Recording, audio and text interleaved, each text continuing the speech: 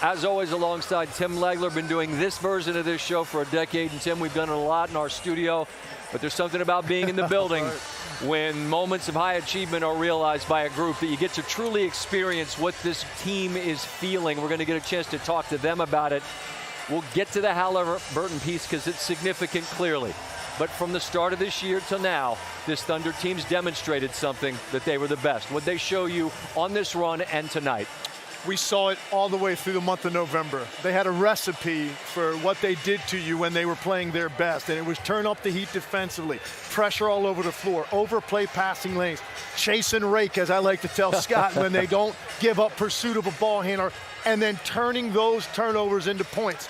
Fitting that Oklahoma City won a championship because that's exactly what they did in the third quarter. That was the moment that turned this game after an incredibly resilient first half out of the Pacers. Once Haliburton went down, the third quarter flipped this game on its head, and it was done again with the same exact recipe they've used all year long. Convert turnovers into points. It's a food source for them offensively, and they got back to it again in this game. Yep, it was that. It was all that you just described, and it is fitting because they were the best team, again, by most metrics. Third quarters where they turned up the heat. It was a one-point Pacer deficit, and I don't know that you can possibly give them enough credit for the way they fought for this first 24, given that absolute gut punch when Haliburton hits the deck. I mean, we're watching a guy that comes out, and I told you the line backstage, my friend Paul Azinger in golf used to say about Tiger Woods, everyone wants to be noticed, not everyone's comfortable being watched. Haliburton had the look of a man that on this stage was saying to the world, watch me tonight, because you cannot start better than that. I was amazed that the Pacers were able to steady themselves after what happened. What was your reaction in real time? He put this entire building on notice where he was at mentally in this game, and I think what it did was gave his team an incredible amount of confidence to start this game, because in a game 7, you're not sure where the three-point shooting is going to come from. You know it's critical in any type of game like this because there's so much pressure on shot making from outside. He let everybody know he's here tonight.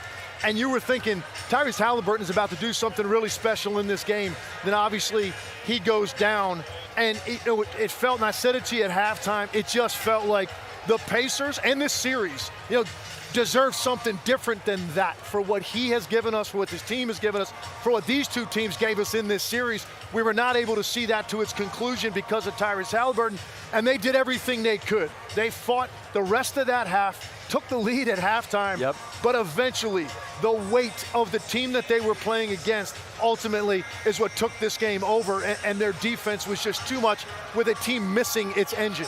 And this building as well, I mean, it's a lot to stand up in the face of, and they fought as hard as they could for as long as they could.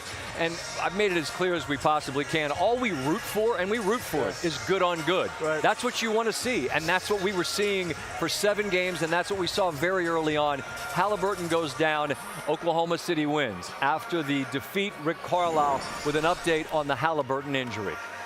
In the locker room. I'm not talking about his injury. I'm not giving you, I have no idea. I haven't heard anything about a diagnosis or anything.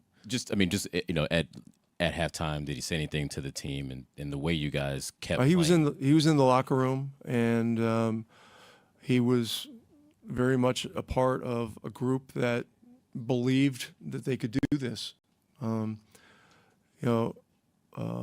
hit the shot at the end of the first half to give us a 1-point lead, and then we needed to come out of the locker room and be better in the first 5 minutes of the third quarter. We just weren't. I don't have the whole sequence of events, but they made some great plays, and we got off to a slow start, and that quarter was the killer. And then, to me, the fourth quarter and the effort that our guys poured into the fourth quarter to win the quarter by 1 point.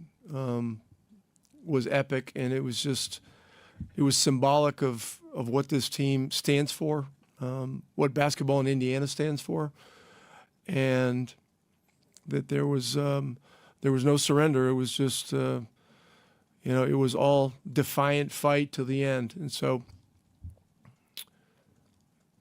I told these guys coming into this that there's no feel-good scenario when you get to the finals and are unable to get it done. And it really hurts. on the one hand. On the other hand, this team has given all of Pacer Nation something to be very proud of.